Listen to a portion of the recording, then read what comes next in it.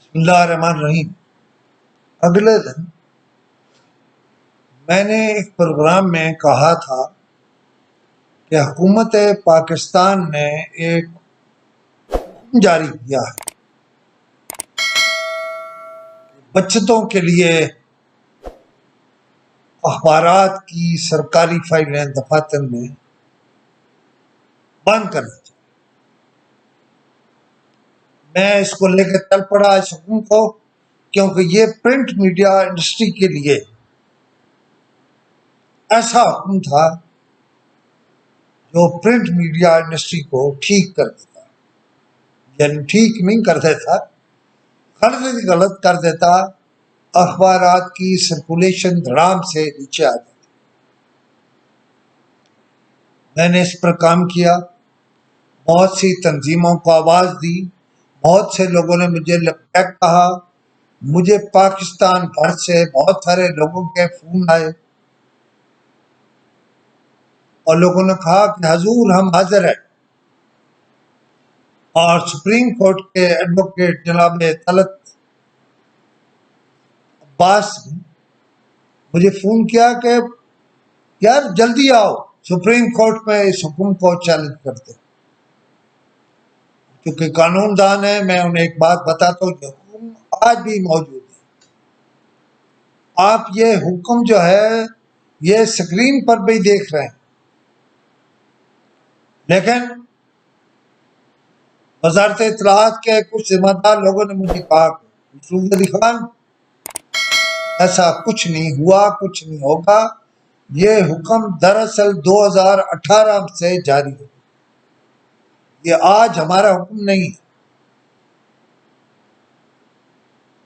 یہ پچھلی حکومت میں ہوا ہے۔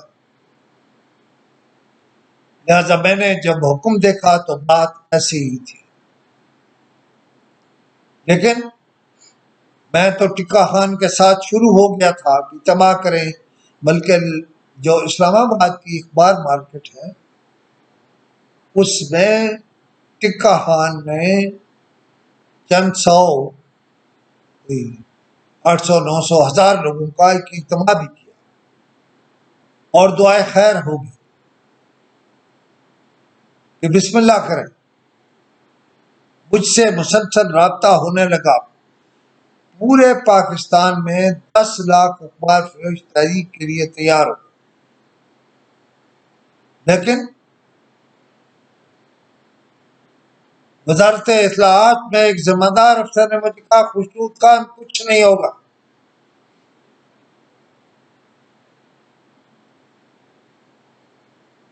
اس سلسلے میں اے پی این ایس سے بھی بات ہوئی، لیکن تازہ ترین بات یہ ہے کہ وہ حکم تو موجود ہے۔ اے پی این ایس بھی اور سی پی این ای جو میری صدارت میں ہے، ہم اب کوشش کریں گے کہ یہ حکم واپس لے جائے۔ میرا خیال ہے شاید کرنے کا کام اتنا صحیح ہے، باقی موجودہ حکومت نے کم از کم اس حوالے سے کوئی کام نہیں کیا۔ لہذا میں اپنے بھائیوں، دوستوں، بچوں، شاگردوں، تنظیموں کے سربراہوں، میں نے اسلام آباد پریس کلب سے بھی کہا تھا، سارے پریس کلبوں سے کہا تھا کہ آئیے وقت آن پڑا ہے۔ آپ سب کا شکریہ، لیکن دیکھتے ہیں اس حکم نامے کا منطق کیا ہے۔ اس وقت تک انتظار کیجیے جب میں کوئی